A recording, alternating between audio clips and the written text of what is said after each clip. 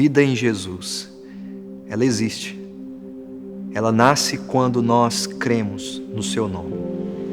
É essa vida que nos acompanha durante toda a nossa caminhada pelos vales que nós cruzamos. Vales de dor, de sofrimento e de morte. A nossa esperança é que até mesmo o nosso último inimigo, que é a morte, Jesus venceu na cruz. É a vida, como Ele nos ensina, que nega a si mesmo, toma a sua cruz e o segue para todo sempre.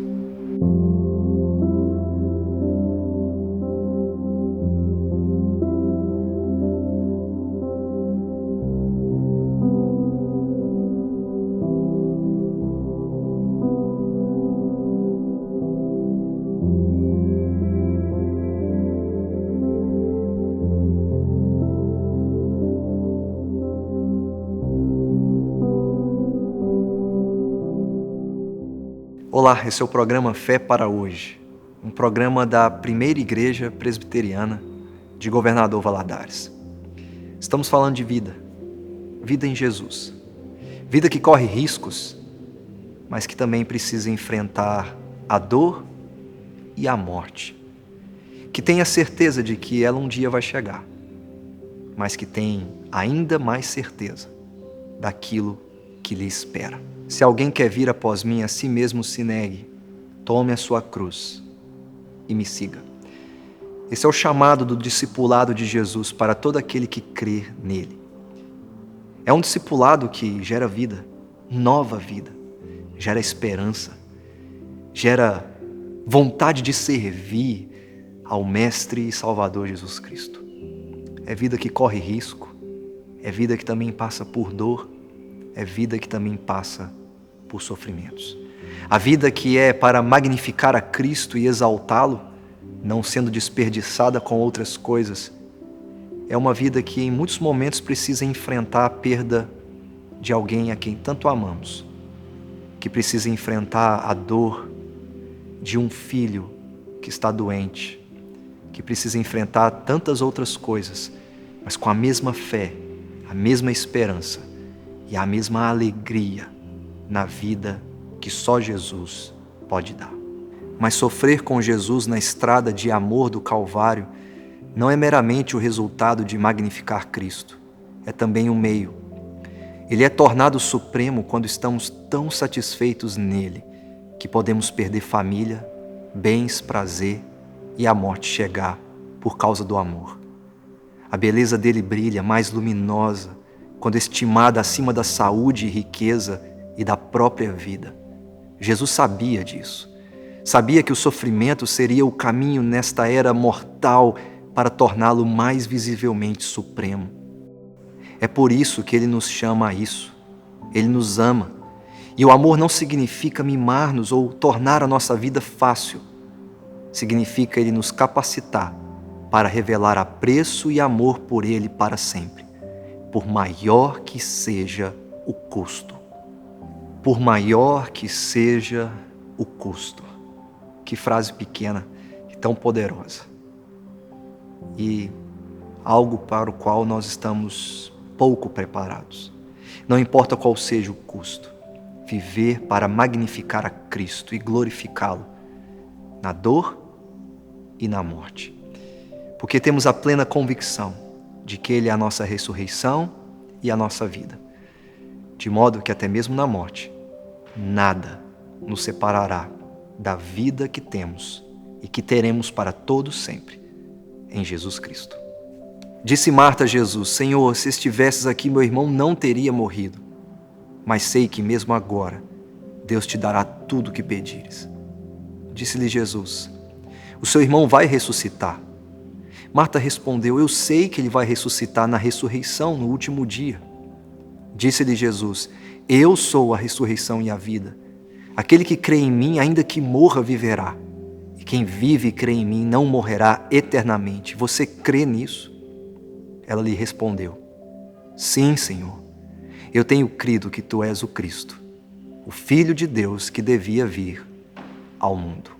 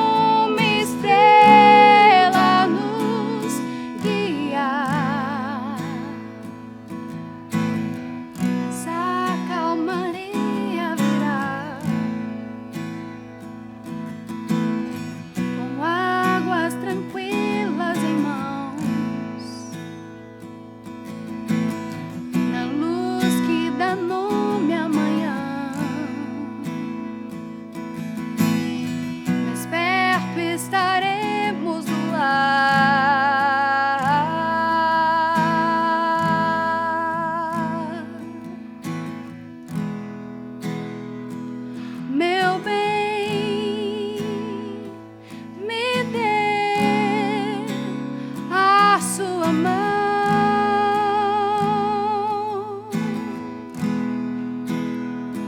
Ao entrarmos juntos na embarcação,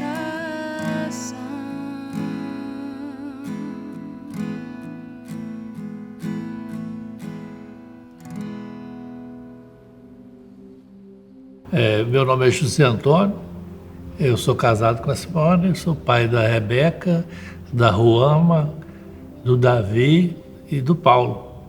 Nós temos 7 netos, João, Benjamin, Esther, a Manuela, a Olívia, o Teodoro e o Levi. Eu sou aposentado, estou aposentado. Eu sou Simone e eu sou artesã e também mãe dos meninos que ele falou e vó dos meninos que ele falou. A gente tinha um filho, Paulo, né, que faleceu, e ele, a princípio, tinha aparecido um carocinho na perna dele. E a gente, depois o carocinho sumiu, mas eu sempre estava perguntando para ele, Paulo, e aquele caroço, e ele, não, mãe, tá tranquilo, não tem nada não. Até que um dia eu vi ele descendo a escada lá em casa e eu vi que estava um caroço grande na perna dele. E eu falei, vamos lá que eu quero olhar esse caroço que está na sua perna. Aí eu fiquei muito assustada e a gente foi no médico e ele pediu um ultrassom. O médico do ultrassom falou, não, isso não é caso para... Isso é uma ressonância que vai ter que fazer. Fizemos a ressonância e deu lá que era um tumor maligno. E com os outros exames que foram fazendo, aí a gente descobriu que também já tinha uma metástase, né, que estava no pulmão dele e no fígado dele. Então foi assim, foi muito difícil, né, essa notícia, porque a gente ficou sem chão, né? Parece que abriu o chão e a gente entrou dentro. Partimos logo para o tratamento e começou sessões de quimioterapia, radioterapia. Depois ele fez uma cirurgia que tirou o tumor, já estava com 2 quilos. 2 quilos. Muito grande o tumor. Muito grande. E o médico falou que ele ia ficar sem a perna dele. No fim de tudo, ele não ficou sem a perna, né? Tirou o tumor, ficou um pedaço aberto grande. E ali a gente cuidando e fazendo químio. E o fato é que ele ficou com a perna dele, né? Que nesse tempo, assim, dessas lutas todas, a gente viu, assim, um cuidado grande de Deus sobre a vida dele, de não ter deixado ele ficar sem aquela perna. Ainda que Deus já sabia que ia levá-lo, né? Mas ele, nesse tempo, assim, ele deu alívios, né, pra gente. De ter o Paulinho doente e ele ainda sem aquela perna, mas ele ficou com a perna. Ele era um menino muito ativo, ele gostava de fazer trilha, andava de bicicleta, muito treteiro. Era um menino bacana, alegre. E durante todo o tratamento dele, ele, assim, a gente via que ele nunca perdia a alegria dele. Ele sempre estava com a fé firmada, assim, em Deus. E isso para a gente também era um consolo, né, muito grande, ele ter aquela fé. Então, assim, passar por esse momento foi muito difícil, muito triste, ver todo aquele processo da doença, a cada exame, né, era uma coisa que aparecia, até que apareceu tumores no cérebro dele, 3 tumores, né? E ele ficou 2 anos e 9 meses fazendo tratamento. E tudo isso aí, a gente tirava força, assim, em Deus. Não tinha outra coisa. Não tinha onde a gente não buscar. Era Ele, a gente precisava de um milagre, né? E mesmo o tratamento dele foi todo um milagre. A gente via cada dia um milagre acontecendo. Teve uma situação que ele ficou internado e ele estava sentindo muita dor. E aí eu sentada perto dele, eu segurei a mão dele assim. E eu falei assim, Deus, onde o Senhor está no meio de tanta dor, né? Você vê ele assim, ele estava até chorando assim de dor. Eu falei, Senhor, onde está? Onde o Senhor está? E eu segurando a mão dele assim, e ele apertando a minha mão forte assim. E Deus me falou assim, eu estou aqui segurando sua mão. Então assim, do mesmo jeito, a gente segurando a mão dele, né? Eu segurando a mão dele, Deus segurando minha mão junto às nossas mãos lá.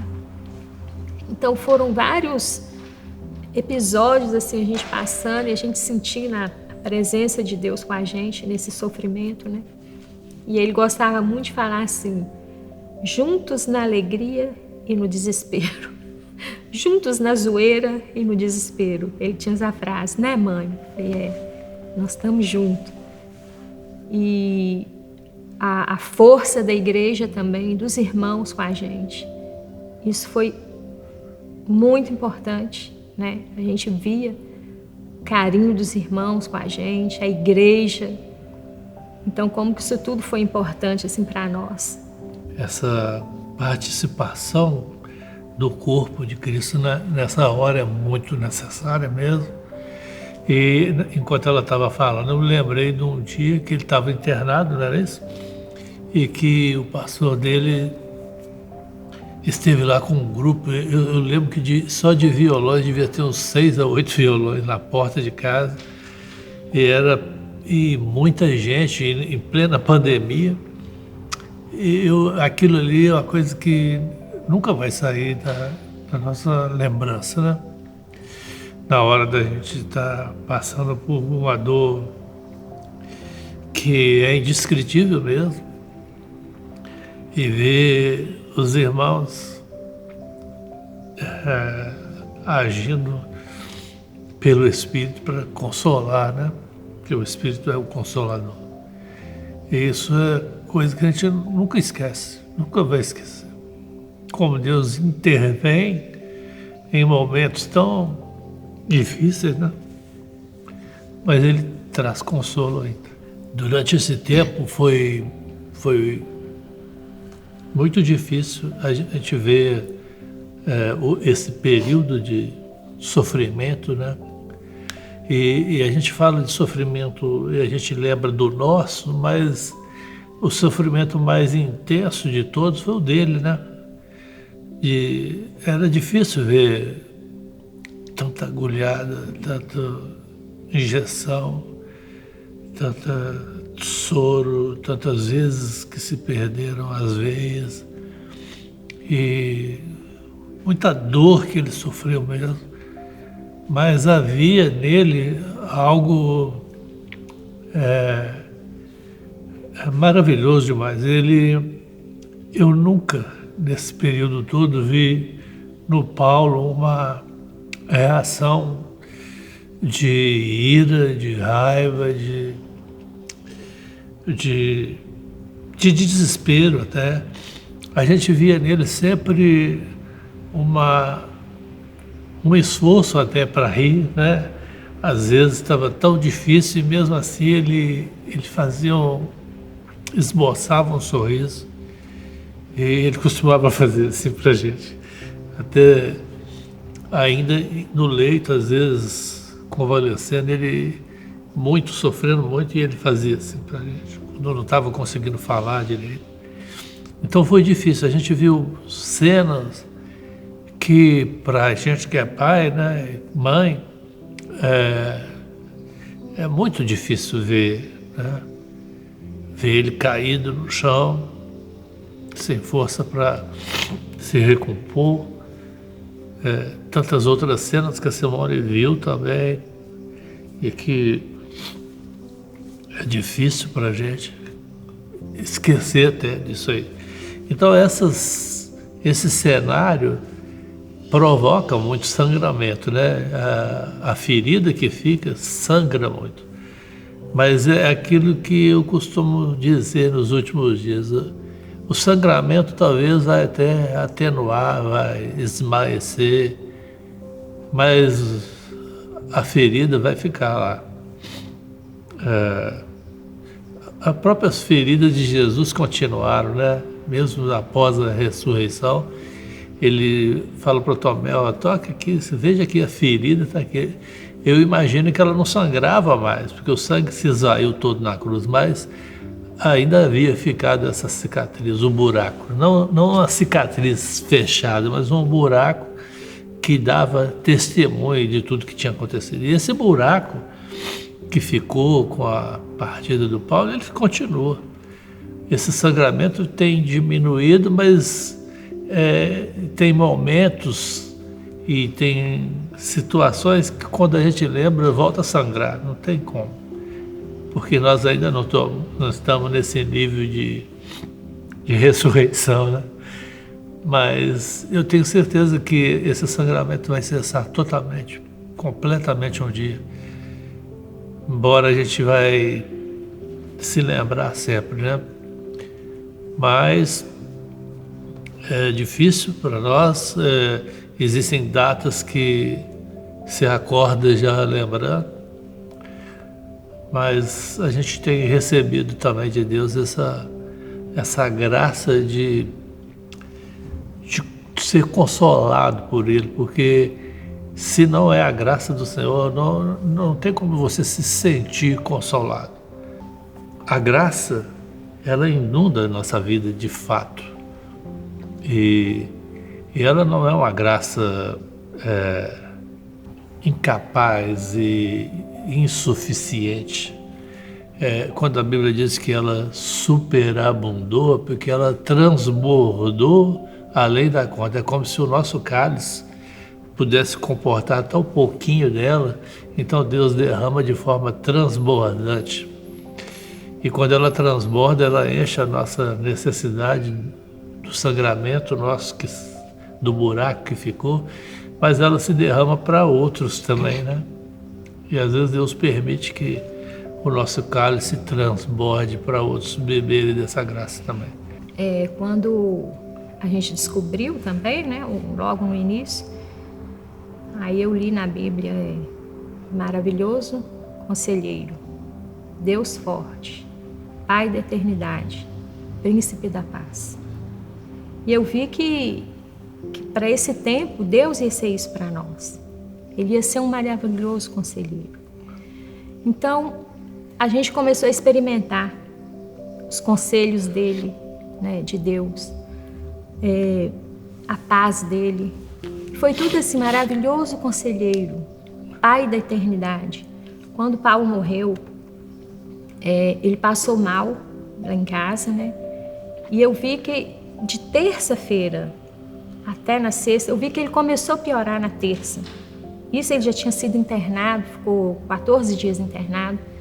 Aí quando foi aí ele melhorou, comeu tudo que ele queria comer, porque ele gostava de comer, né? Tudo que ele queria comer, ele comeu. Na terça-feira eu vi que ele começou a ficar com o lado com dificuldade, e eu falei, ele está com dificuldade. Aí liguei para o médico, doutor André, aí ele falou assim, tá chegando, né, na etapa. Quando foi na sexta-feira, ele deu 2 convulsões lá em casa, aí ele quase caiu comigo no banheiro, fui levar ele no banheiro, eu já estava precisando de levar ele no banheiro, acompanhar ele e tudo. Deu 2 convulsões e nós corremos com ele para o hospital. Aí lá no hospital, ele ficou muito ruim, muito ruim. Ele deu essa piora total naquele dia, na sexta-feira, no dia 21 de maio. E eu fiquei olhando para a janela assim, e olhei Ibituruna, um monte, né, Ibituruna, e falei assim, eleva os meus olhos para os montes. O meu socorro vem do Senhor. E eu falei, Senhor, se o Senhor tem uma cura para o Paulo, é agora a cura dele, porque eu estou vendo que ele está indo. Mas se o Senhor quer levar ele, o Senhor leva, não deixa ele sofrer mais do que ele já está.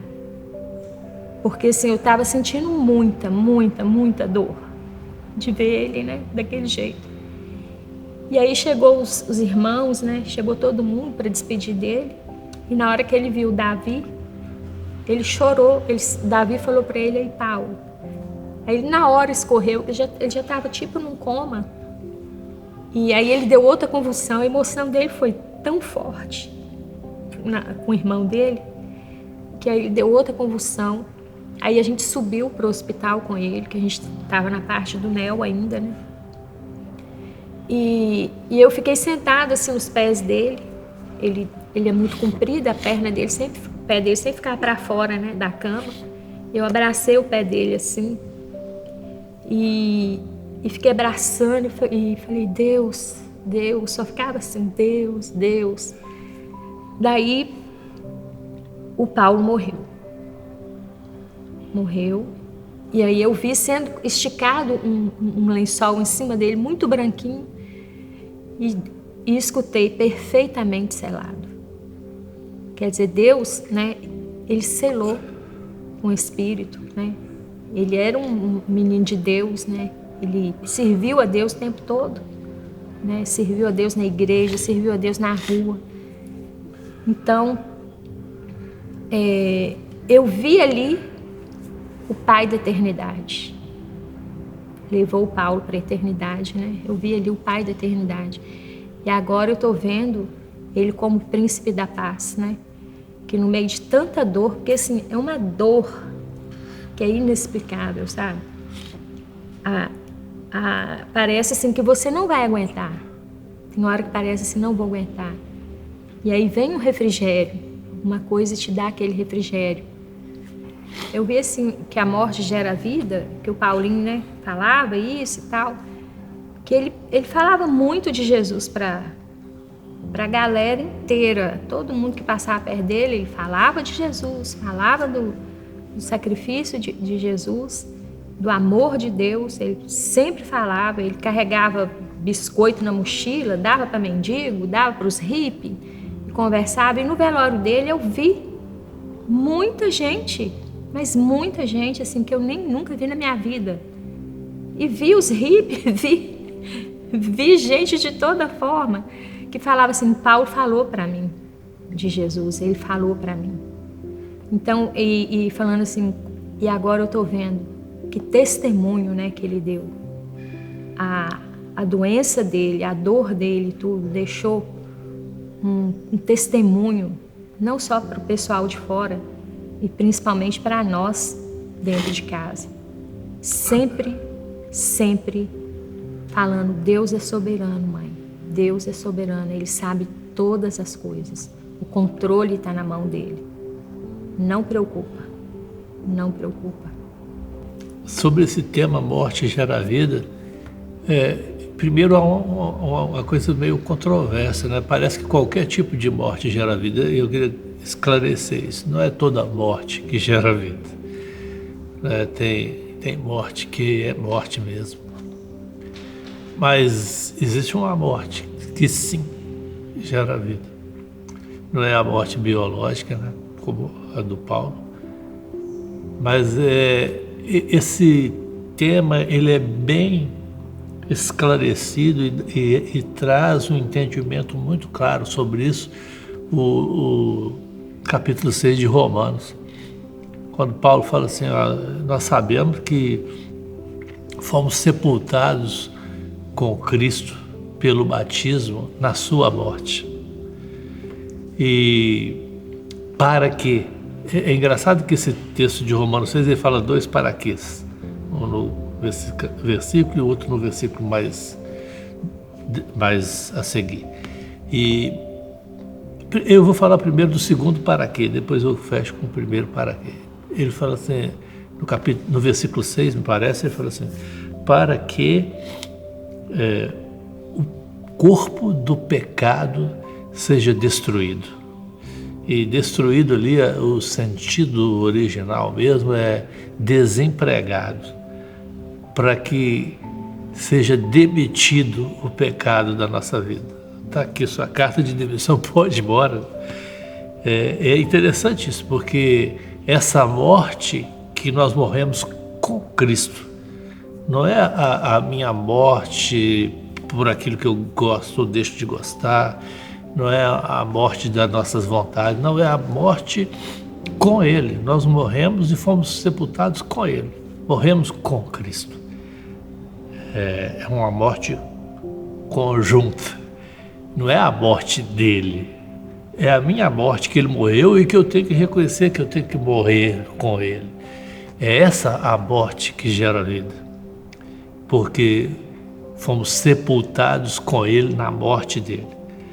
E esse texto fala uma coisa muito interessante. Ele fala assim que isso aconteceu pela glória do Pai. Não é nada que nós fizemos e que nós proporcionamos para que acontecesse e para que essa morte viesse a gerar vida. É pela glória do Pai, é pela glória dele que Cristo morreu por nós, é pela glória dele que nós decidimos morrer com ele. Para quê? Aí eu vou falar do primeiro para quê? Para que, assim como ele, pela glória do Pai, ressuscitou, nós venhamos a ter uma nova vida. E o texto fala assim, para que a gente tenha uma novidade de vida. Então, a morte que gera vida nova. Diferente da vida antiga, da vida que tudo era desespero, sofrimento, tristeza e incertezas. A morte com Cristo faz com que a gente passe a ter uma outra vida. Superabundante, nova, totalmente nova. Não é uma vida que eu vou experimentar dessa novidade na eternidade. Embora ela venha da eternidade, essa vida já entra na nossa história e provoca e promove uma novidade de vida aqui e agora, a partir daqui e a partir de agora. Morte gera vida, sim. Eu quero orar por você, que talvez tenha uma história semelhante a essa, ou que esteja passando por alguma coisa também que envolva uma doença, ou algo que tem trazido dor para a sua vida física, para o seu corpo. Eu quero orar para que você creia nisso, como Jesus falou. Você crê nisso? Você crê que eu sou a ressurreição e a vida? Você pode confessar que eu sou o Filho de Deus que veio para te salvar? Jesus deseja que você confesse hoje.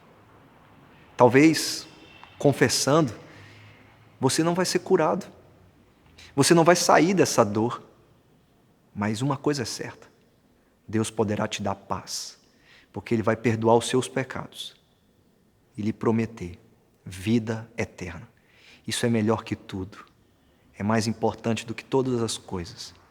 Por isso me acompanhe nessa oração, para que essa vida entre em você.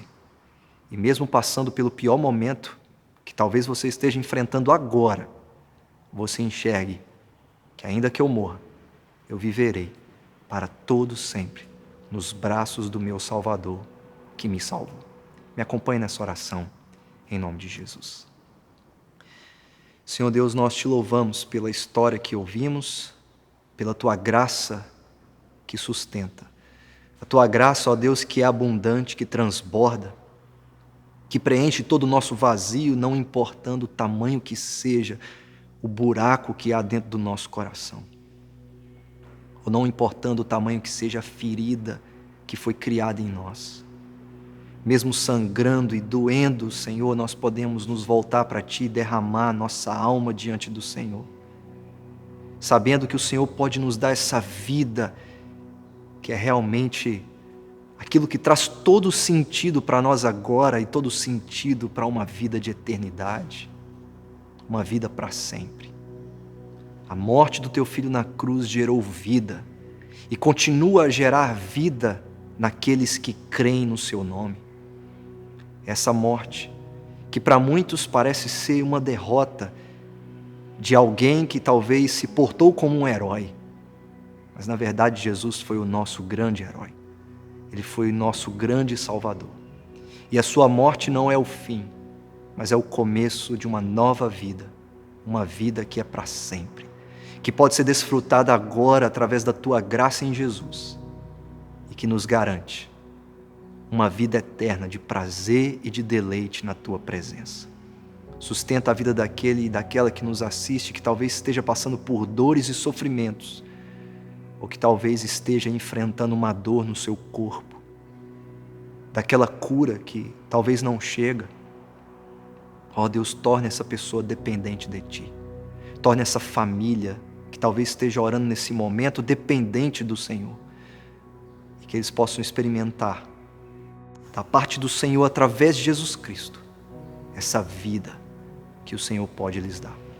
Que o Senhor assim nos abençoe e que possamos dizer que a Tua morte, através do Teu Filho naquela cruz, foi para gerar vida em nosso coração, para estarmos para todo sempre com o Senhor. Nós assim oramos, em nome de Jesus. Amém. Você deseja entrar em contato conosco? Enviar o seu pedido de oração e pedir para receber informações da nossa igreja?